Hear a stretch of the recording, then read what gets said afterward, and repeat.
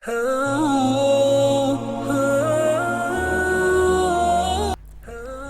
اللہ الرحمن الرحیم. السلام علیکم friends. My name is Zohaib Hasan and you are watching Zohaib T V. اللہ تعالیٰ نے انسانیت کی ہدایت کے لیے کم و بیش 1,24,000 پیغمبر بھیجے. ان میں سے ایک پیغمبر حضرت نوح علیہ السلام بھی تھے، جو کہ اللہ تعالیٰ کے ایک جلیل القدر پیغمبر تھے، جنہیں ایک مشرک قوم کی ہدایت کے لیے بھیجا گیا، جو اللہ کی عبادت کی بجائے بتوں کو پوجتے تھے اور بہت سے گناہوں میں ملوث تھے. حضرت نوح علیہ السلام نے تقریباً 950 سال تک انہیں سیدھی راہ دکھانے کی کوشش کی اور ان کی تبلیغ کی. وہ صرف ایک اللہ پر ایمان لائیں اور صرف اسی کی عبادت کریں، کیونکہ وہی ہے جو تمام جہانوں کا پالنے والا ہے.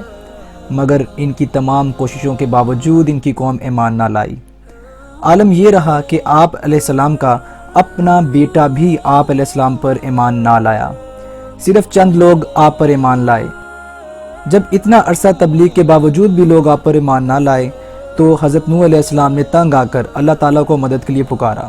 تو اللہ تعالیٰ نے حضرت نوح علیہ السلام کو ایک بڑی کشتی بنانے کا حکم دیا. جبکہ نوح علیہ السلام بڑے ہی نہیں تھے اور نہیں جانتے تھے کہ یہ کشتی کیسے بنائی جائے، لہٰذا اللہ تعالیٰ نے انہیں وحی کے ذریعے کشتی بنانے کا ہنر سکھایا. اور حضرت نوح علیہ السلام ایک پہاڑ پر رہتے تھے جس کے گرد و نواح میں زیادہ درخت نہیں تھے اور نہ ہی پانی موجود تھا. لہٰذا سب سے پہلے انہوں نے درخت اگائے اور پھر ان کو کاٹ کر پہاڑ پر ہی کشتی تیار کرتے رہے. حضرت نوح علیہ السلام بڑے بڑے لکڑی کے تختے بناتے اور لوہا لاتے، ان سے کیل بنا کر تختوں میں ٹھوکتے اور آپس میں ملا دیتے، یہاں تک کہ ایک بہت مضبوط اور بڑی سی کشتی تیار ہو گئی. آپ علیہ السلام نے اس کشتی کو 100 سال کے عرصے میں تیار کیا. قرآن پاک کی سورہ قمر میں آیت نمبر 13 میں اللہ تعالیٰ نے فرمایا، اور ہم نے نوح علیہ السلام کو اس کشتی میں سوار کیا جو تختوں اور کیلوں سے بنی ہوئی ہے.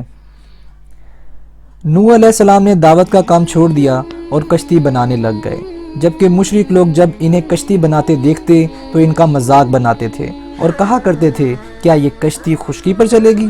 کیونکہ ہمیں تو آس پاس یہاں کوئی پانی دکھائی نہیں دے رہا. کیونکہ اس کشتی کی لمبائی 900 فٹ اور بعض روایات میں 1 کلومیٹر بتائی جاتی ہے، جبکہ اس کی اونچائی 90 فٹ تھی. جبکہ یہ عام کشتیوں کی طرح اوپر سے کھلی ہوئی نہیں تھی، بلکہ اسے اوپر سے بھی ڈھکا گیا تھا تاکہ بارش سے کوئی نقصان نہ ہو سکے. اس کشتی میں 3 درجے بنائے گئے تھے اور ہر درجے میں ایک دروازہ تھا. اللہ تعالیٰ نے اس پوری مشرک قوم کو سیلاب کے ذریعے ہلاک کرنا تھا، جبکہ حضرت نوح علیہ السلام کو سیلاب کے آنے کی نشانی ایک تندور کا ابلنا بتائی گئی تھی، تاکہ آپ علیہ السلام اس نشانی کو دیکھ کر فوراً سمجھ جائیں اور کشتی میں تمام جانوروں اور ایمان لانے والوں کے ساتھ سوار ہو جائیں.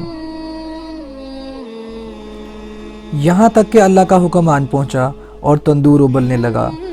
قرآن کریم میں سورہ ہود کی آیت نمبر 40 میں ارشاد ہوتا ہے کہ اس کشتی میں ہر طرح کے جوڑے سوار کر لے اور گھر کے لوگوں کو بھی اس میں سوار کر لے، سوائے ان کے کہ جن کے اوپر پہلے سے بات پڑ چکی ہے، اور سب ایمان والوں کو بھی اور اس پر سوار کر لے، جو کہ تقریباً 80 لوگ تھے. لہٰذا نوح علیہ السلام نے اللہ کے حکم پر ایسا ہی کیا، جبکہ حیران کن بات یہ تھی کہ ہر جانور کے جوڑے خود بخود اس کشتی کے قریب آ گئے جہاں یہ کشتی موجود تھی. یوں اللہ کے حکم سے شدید ترین بارشوں کا سلسلہ شروع ہوا اور زمین پر چشمے جاری ہو گئے. بارش کے اس پانی نے زمین پر موجود ہر چیز کو غرق کر دیا.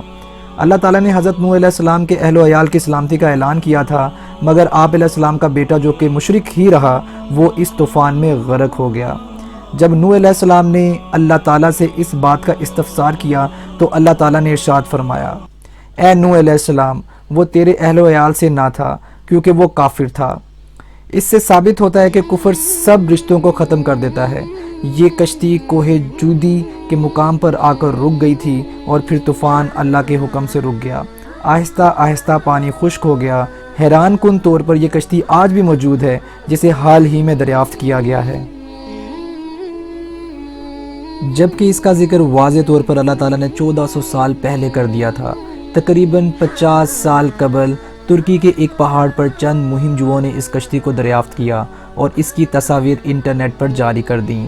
لہٰذا پوری دنیا کے یہودی اور عیسائیوں کے درمیان اس سے متعلق ایک طویل بحث کا آغاز ہو گیا. اس کشتی کی ایگزسٹنس پر اعتراض کرنے والوں نے چند اہم ترین اعتراضات کیے، جن کا جواب دینے میں یہودی اور عیسائی ناکام رہے، جبکہ قرآن کریم میں اس کا تسلی بخش جواب موجود ہے. ان جدید سائنسدانوں نے سب سے پہلا سوال یہ اٹھایا کہ بغیر کسی ٹیکنالوجی کے 6000 سال قبل ایسی عظیم و شان کشتی بنانا بھلا کیسے ممکن ہے جو مہینوں سمندر میں سفر کرنے کے بعد بھی تباہ نہ ہوئی۔ قرآن کریم میں اللہ تعالیٰ نے سورہ قمر کی آیت نمبر 13 میں ارشاد فرمایا، اور ہم نے نوح علیہ السلام کو ایسی کشتی پر سوار کیا تھا جو تختوں اور کیلوں سے تیار کی گئی تھی۔ حالیہ ریسرچ کے مطابق اس کشتی سے دھاتی کیلوں اور لکڑی کے تختوں کے آثار ملے ہیں جو قرآن پاک کی اس آیت کے سچے ہونے کی گواہی دیتے ہیں۔ اس کے علاوہ دوسرا اعتراض یہ کیا گیا کہ یہ کیسے ممکن ہے کہ 6000 سال قبل دنیا جہان کے جانوروں کے جوڑے سوار ہو کر ایک ہی کشتی میں موجود ہوں، جبکہ قرآن میں اس اعتراض کا جواب کچھ یوں دیا گیا۔ سورہ ہود کی آیت نمبر 40 میں بیان ہوتا ہے، اور جب ہمارا وقت آ پہنچا تو تندور ابل پڑا، تو ہم نے کہا کہ ہر قسم کے جانور کا جوڑا کشتی میں سوار کر لو۔ حالیہ تحقیقات میں یہ ثابت ہوا ہے کہ کشتی نوح علیہ السلام کوئی عام کشتی نہیں تھی، بلکہ بہت ہی زیادہ عظیم کشتی تھی جس میں جانور ترتیب سے سوار تھے۔ یہ کشتی اتنی بڑی تھی کہ اس میں 590 ریل کے ڈبے سوار ہو سکتے تھے، جبکہ اس میں 25,000 جانوروں کے سما جانے کی کیپیسٹی موجود تھی۔ جبکہ تیسرا اعتراض یہ تھا کہ عظیم طوفان میں یہ کشتی بغیر کسی لنگر کے کیسے تیر سکتی ہے۔ اس اعتراض کا جواب اللہ تعالیٰ نے کچھ اس طرح قرآن پاک میں ارشاد فرمایا۔ سورہ ہود کی آیت نمبر 41 میں بیان ہوتا ہے، اور نوح علیہ السلام نے کہا کہ کشتی میں سوار ہو جاؤ، کیونکہ اللہ ہی کے نام سے اس کا چلنا ہے اور اسی کے نام سے اس کا لنگر انداز ہونا ہے۔ یہ کشتی جس پہاڑ پر موجود ہے، اس پہاڑ کے نیچے وادی میں بڑی بڑی چٹانوں پر مشتمل لنگر بھی دریافت ہوئے ہیں، جو کہ نوح علیہ السلام کی اسی کشتی کے لنگر ہیں۔ جبکہ آخری اور سب سے بڑا اعتراض مشرکین کی طرف سے یہ اٹھایا گیا کہ کسی لکڑی کی کشتی کا 6000 سال تک کسی پہاڑ کی چوٹی پر قائم رہنا کیسے ممکن ہے۔ اس اعتراض کا جواب بھی اللہ تعالیٰ نے کچھ یوں بیان فرمایا۔ سورہ قمر کی آیت نمبر 15 میں بیان ہوتا ہے، اور ہم نے اس کشتی کو آنے والوں کے لیے اپنی نشانی بنا کر چھوڑا۔ حالیہ تحقیقات سے پتہ چلا ہے کہ اس پورے پہاڑ پر جہاں کشتی نوح علیہ السلام دریافت ہوئی، اس پورے پہاڑی سلسلے میں برف صرف اسی چوٹی پر موجود ہے، اور اسی برف کی وجہ سے یہ کشتی ابھی تک محفوظ رہی۔